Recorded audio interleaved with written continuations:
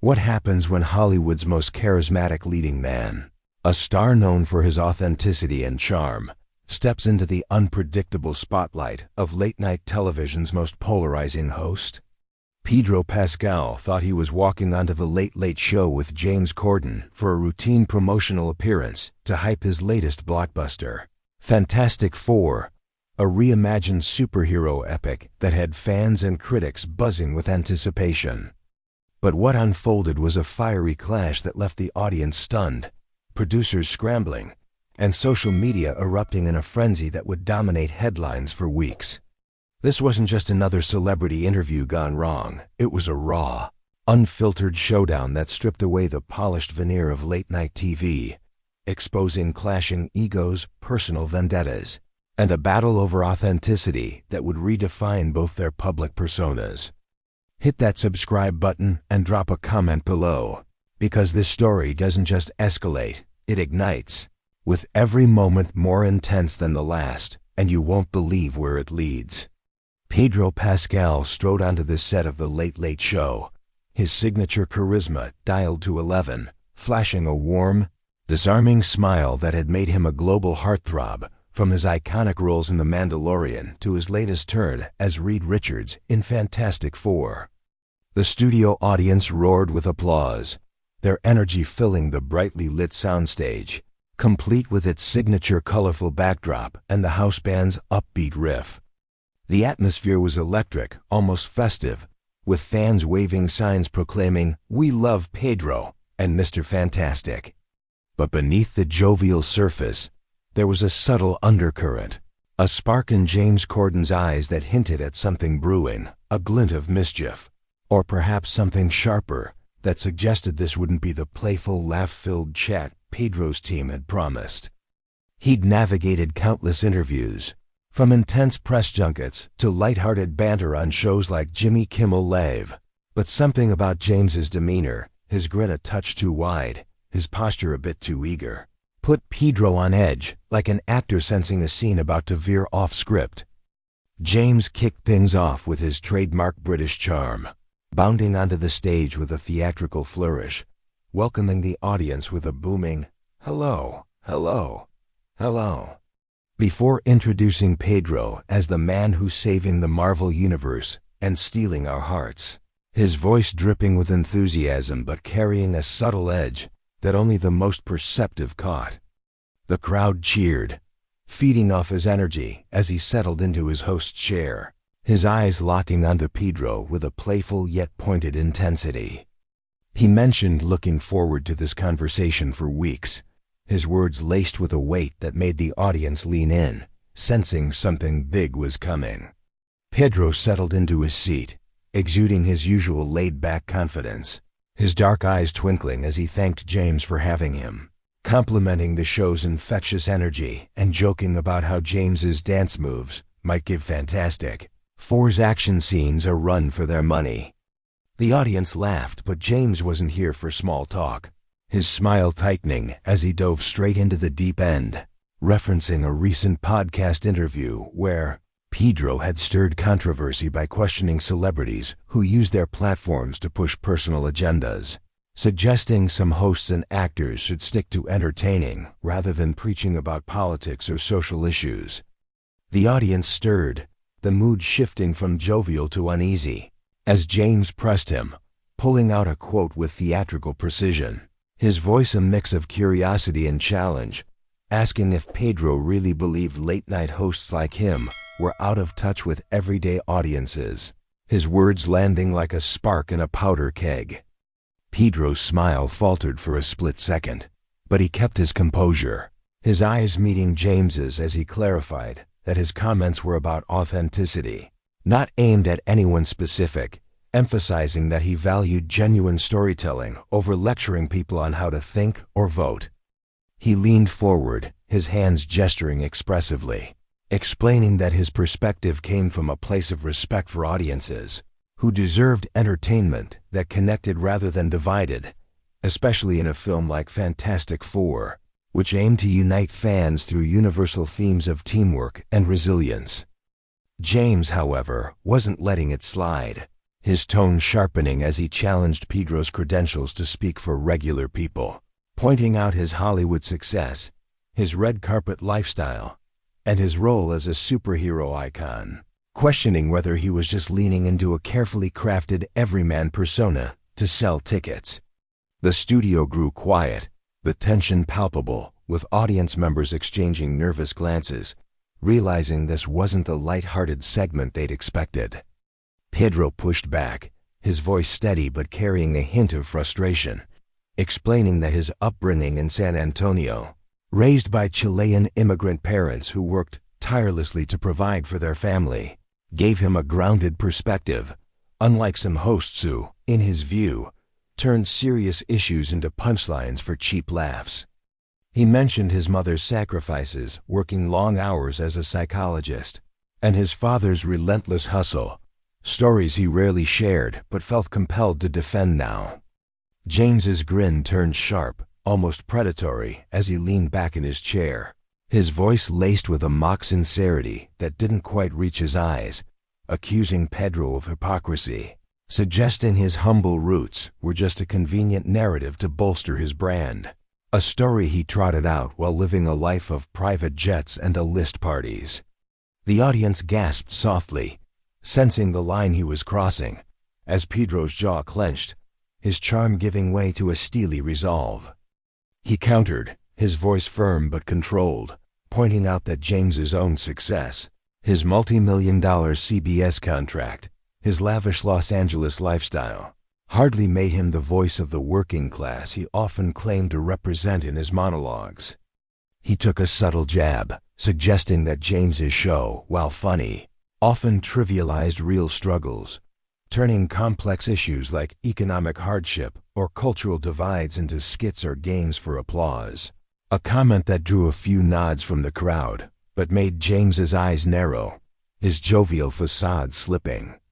James leaned forward, his voice rising with a mix of defensiveness and sarcasm, accusing Pedro of being ungrateful for the platform he'd been given, suggesting he was biting the hand that fed him by daring to critique a host who'd welcomed him with open arms.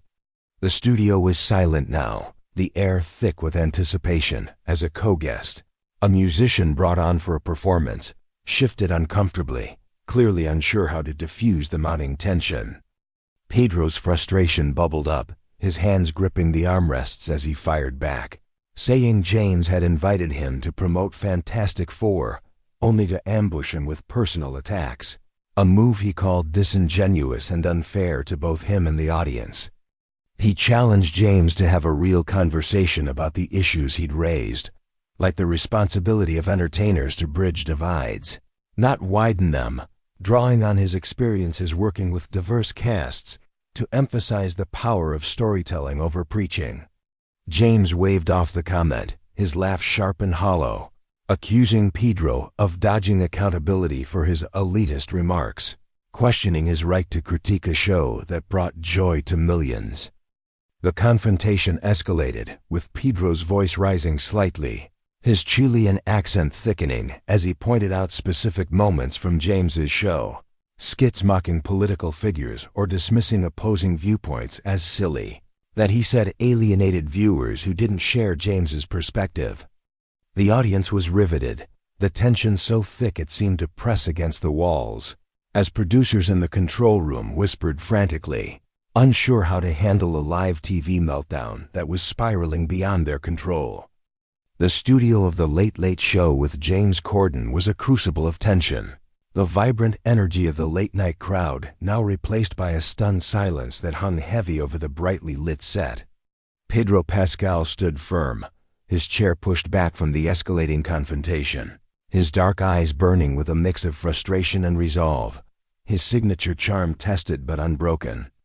James Corden, perched behind his desk, leaned forward with a grin that was more performative than genuine, his British charm now laced with a biting edge that betrayed his usual jovial persona. The audience, once buzzing with excitement for Pedro's appearance to promote Fantastic Four, sat riveted, their cheers a distant memory, as the air crackled with the raw intensity of a clash that had transformed a routine interview into a live television spectacle.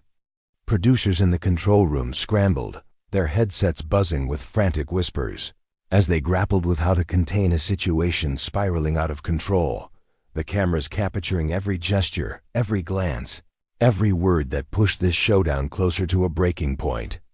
Don't forget to hit that subscribe button and share your thoughts in the comments, because this confrontation is about to explode into uncharted territory. And the next few minutes will leave you questioning everything you thought you knew about these two stars. James Corden, his face flushed with a mix of defiance and indignation, leaned into his attack, his voice rising with a theatrical flair that masked a growing irritation, accusing Pedro of playing the victim, claiming he couldn't handle being called out for his high and mighty podcast comments about celebrities and hosts preaching instead of entertaining. He waved a hand dismissively, his eyes gleaming with a confidence that bordered on arrogance, suggesting that Pedro's good guy persona, the relatable everyman he projected in interviews, was just a Hollywood facade to sell Fantastic Four tickets. The audience shifted uncomfortably, some whispering to their neighbors, others clutching their seats, as the segment veered further into a raw, personal slugfest, far removed from the playful banter they'd expected. Pedro's jaw tightened, his hands clenching into fists at his sides, but he kept his composure, his Chilean accent growing more pronounced as he responded, accusing James of twisting his words to paint him as the villain, a tactic he said was all too common in late-night TV, where controversy was manufactured for clicks and ratings. He pointed out that he'd come to talk about his film, a story of resilience and unity, only to be ambushed with accusations designed to humiliate him in front of millions, a move he called not just unfair but deliberately cruel, his voice steady but laced with a quiet fury that commanded the room. James's grin turned sharp, his laugh sharp and hollow, as he leaned back in his chair, his voice dripping with mock sincerity as he challenged Pedro's authenticity, questioning how someone who'd starred as Reed Richards, a superhero icon, could claim to understand the struggles of everyday audiences tuning in from their living rooms. He brought up Pedro's recent red carpet appearances, his tailored suits, his friendships with A-list stars like Oscar Isaac and Jessica Chastain, painting a picture of a man who'd left his San Antonio roots far behind in pursuit of Hollywood glory. The audience gasped, sensing the line he was crossing, as Pedro's eyes narrowed, his composure tested but intact, his voice dropping to a low, controlled timbre that carried the weight of his frustration. He countered that James's own success, his lavish Los Angeles lifestyle, his CBS contract rumored to be worth millions, hardly made him the voice of the working class he often invoked in his monologues, a pointed jab that drew murmurs of agreement from the crowd. Pedro spoke passionately about his upbringing, his parents' sacrifices as Chilean immigrants navigating a new country, his mother's long hours as a psychologist, his father's relentless hustle to provide stability, stories he rarely shared publicly but felt compelled to defend now, his words resonating with a raw honesty that silenced the room. James, undeterred, leaned forward, his voice rising with a mix of defensiveness and sarcasm, accusing Pedro of being ungrateful for the platform he'd been given, suggesting he was biting the hand that fed him by daring to critique a host who'd welcomed him with open arms to promote Fantastic Four. He pointed to the set, the band, the cheering crowd, claiming his show was a celebration of joy, a space where he connected with audiences through humor and heart, and that Pedro's criticism was an attack on his integrity as a performer. Pedro shook his head, his frustration boiling over, his voice rising just enough to cut through the studio, as he pointed out that gratitude didn't mean sitting quietly while being ambushed, that he'd come prepared to discuss his film, not to be dragged into a personal vendetta. He challenged James to name a single segment where he'd had a genuine, open dialogue with someone who disagreed with him, a question that hung in the air, unanswered, as James's face flushed deeper, his hands fidgeting with his cue cards, searching for a comeback that didn't come. The confrontation took a darker turn when James, in a moment of reckless bravado, brought up Pedro's early days in Hollywood, A time when he struggled with bit parts in shows like Buffy the Vampire Slayer and lived paycheck to paycheck in New York, suggesting, with a smirk that didn't quite reach his eyes, that Pedro had sold out his roots for fame, trading authenticity for the glitz of Marvel blockbusters. The audience gasped audibly, sensing the low blow, as the co-guest musician, brought on for a light-hearted performance, shifted uncomfortably, their eyes darting between Pedro and James, clearly wishing to be anywhere else. Pedro's face hardened, his eyes darkening with a mix of anger and disbelief, as he leaned forward, his voice low and cutting, accusing James of weaponizing his past to undermine his credibility, a tactic he said was beneath someone of his influence and stature. He spoke with raw honesty about those early years, describing nights spent couchsurfing, auditions that led to rejection, and the constant pressure to prove himself in an industry that often overlooked outsiders, stories that struck a chord with many in the audience who nodded in quiet support. He turned the tables, questioning James's own journey, pointing out that his rise from British sitcoms to late-night stardom came with its own compromises, asking if he'd ever forgotten the small-town Essex lad he claimed to be when he was hosting awards shows or hobnobbing with Hollywood elites. The audience was riveted, their silence broken only by occasional murmurs or gasps. As the clash reached new heights, each exchange more personal, more cutting than the last.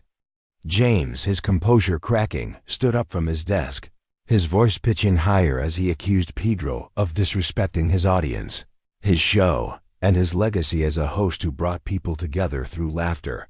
claiming Pedro was trying to paint himself as a victim while attacking his authenticity. Pedro stood his ground, his posture unwavering, his voice steady but laced with a quiet fury as he countered that respect was earned, not demanded, and that James had lost his the moment he chose to ambush him instead of engaging in good faith, a statement that drew scattered applause from the crowd. He spoke directly to the audience, his eyes sweeping the room, urging them to see through the theatrics, to recognize who was trying to have an honest conversation and who was chasing drama for ratings, his words resonating with a power that emboldened some to clap louder, their support fueling his resolve. James's eyes flashed with fury, his hands trembling as he shot back, claiming he was standing up for his viewers, giving them the truth about celebrities who thought they were above scrutiny. But Pedro cut him off, his voice rising with a controlled intensity, accusing him of turning discourse into a circus, where disagreement was weaponized for entertainment rather than understanding. The breaking point loomed as James, his voice now a mix of desperation and defiance, made a fatal misstep, telling Pedro to stick to playing superheroes and leave the real talk to hosts who actually understood the pulse of their audience, his words dripping with condescension that drew a collective gasp from the crowd. Pedro's face hardened, his eyes narrowing to slits, and he took a step closer, prompting two security guards to inch forward, their hands poised but hesitant. As he remained calm, his voice cutting like a blade through the tension, he dismantled James's argument with surgical precision, pointing out that his multi-million-dollar empire, his private parties with A-listers, his transatlantic lifestyle, hardly made him the voice of the everyday viewer he claimed to champion, a truth that landed like a punch, drawing murmurs of agreement from the audience. He accused James of hiding behind his comedic charm to mask a mean streak, a pattern he said was clear in skits that mocked dissenting voices for cheap laughs. James's composure shattered, his voice shrill as he demanded Pedro leave his set, claiming he didn't need to tolerate arrogant actors disrespecting him in his own house, his words echoing through the silent studio as producers braced for impact, their faces pale with panic, knowing this moment was about to become a viral sensation, with consequences no one could predict. The studio of The Late Late Show with James Corden was a pressure cooker, the vibrant energy of the late-night crowd now a distant memory, replaced by a stunned silence that pressed against the brightly lit set like a physical weight. Pedro Pascal stood at the edge of the stage, his dark eyes blazing with a mix of defiance and disappointment, his decision to walk away hanging over the audience like a storm about to break. James Corden, his face flushed with a mix of rage and regret, stood behind his desk, his usual comedic charm shattered, his voice still echoing from his shrill demand for Pedro to leave, a misstep that had turned the tide of the confrontation. The audience sat frozen, their earlier cheers replaced by gasps and murmurs. As the cameras captured every moment of the escalating fallout, producers in the control room whispering frantically into headsets, desperate to salvage a segment that had become a live television catastrophe. Security guards hovered near the set, their presence a silent reminder of how close this clash had come to crossing an irreversible line. But Pedro remained calm, his posture steady, his resolve unshaken, as the room waited for the final act of a drama that had already redefined the night. Don't forget to hit that subscribe button and share your thoughts below, because this is the moment where the truth of who won this battle comes into sharp focus, and the consequences will leave you speechless.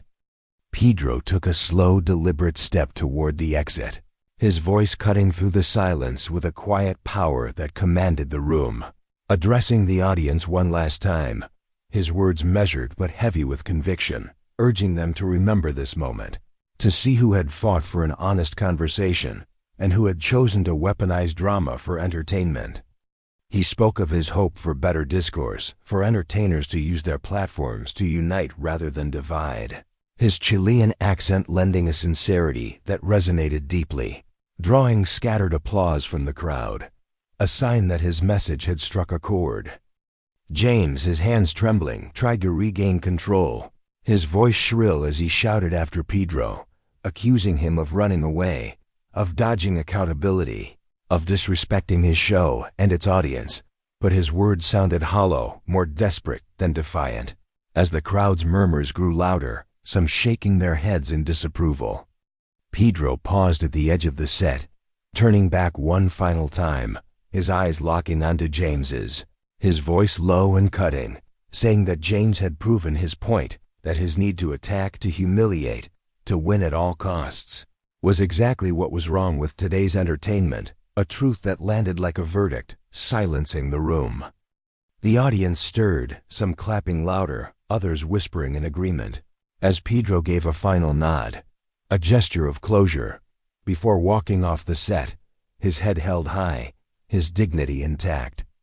James stood frozen, his chest heaving, his eyes darting around the studio as if searching for support. But the silence from the crowd and the nervous glances from his crew told him he'd lost more than just the argument. The camera zoomed in, capturing the moment his composure crumbled, his usual jovial grin replaced by a mix of fury and humiliation, as he realized he'd handed Pedro a victory that would echo far beyond the studio walls. The producers, their faces pale, finally cut to commercial, their voices frantic as they tried to pivot. But the damage was done. The confrontation seared into the minds of millions watching live. As Pedro disappeared through the exit, the studio remained in a stunned hush, James sinking back into his chair, his hands fidgeting with his cue cards, trying to muster a smile for the cameras, but everyone knew there was no coming back from this. The audience, still processing the raw intensity of what they'd witnessed, began to murmur among themselves, some praising Pedro's grace under pressure, others questioning James's tactics, the air thick with a collective realization that they'd just seen a defining moment in late-night history. The aftermath was swift and unforgiving, as news outlets pounced on the story, with headlines blaring Pedro Pascal storms off James Corden's show in shocking clash, and Corden's ambush backfires in epic confrontation. Commentators analyzed every word, every gesture, praising Pedro's ability to defend his principles with calm resolve, his raw honesty about his struggles resonating with viewers who saw him as a voice of authenticity. James, meanwhile, faced criticism for crossing a line, his attempt to humiliate Pedro exposing a mean streak that clashed with his carefully crafted image as the affable everyman. The public conversation shifted, with audiences debating the role of late-night hosts in today's polarized world. many arguing that James's reliance on cheap shots and performative outrage had backfired, while Pedro's call for respectful discourse struck a deeper chord. James's team issued a brief statement about spirited discussions and misunderstandings, but it did little to quell the backlash as viewers questioned his authenticity, his credibility shaken by his own actions. Pedro remained silent, letting his exit speak for itself, a move that only amplified his victory. As fans and critics alike rallied around his integrity, his refusal to be baited into a circus earning him widespread respect. The confrontation was over, but its impact would ripple for years, a defining moment that exposed the cost of turning discourse into a spectacle, a lesson in the power of authenticity over manufactured drama. Pedro had come to promote Fantastic Four, but left as the victor in a battle of principles, his head held high, his reputation not just intact, but elevated, as he showed the world what it meant to stand up for respect and honesty. James, on the other hand, lost something irreplaceable that night: the trust of his audience, the warmth of his persona tainted by a moment of hubris that would haunt his career. Every time this clash is revisited, whether in heated debates or late-night recaps, people will remember who fought for a real conversation and who chose to play the villain, who walked away with grace and who was left standing in the wreckage of their own making, a legacy that will outlast the laughter and define their places in the public eye forever. Thank you for watching our channel Modern Stories. If you liked our video, you should subscribe for more amazing videos like this. Have a healthy and happy day. See you in the next one.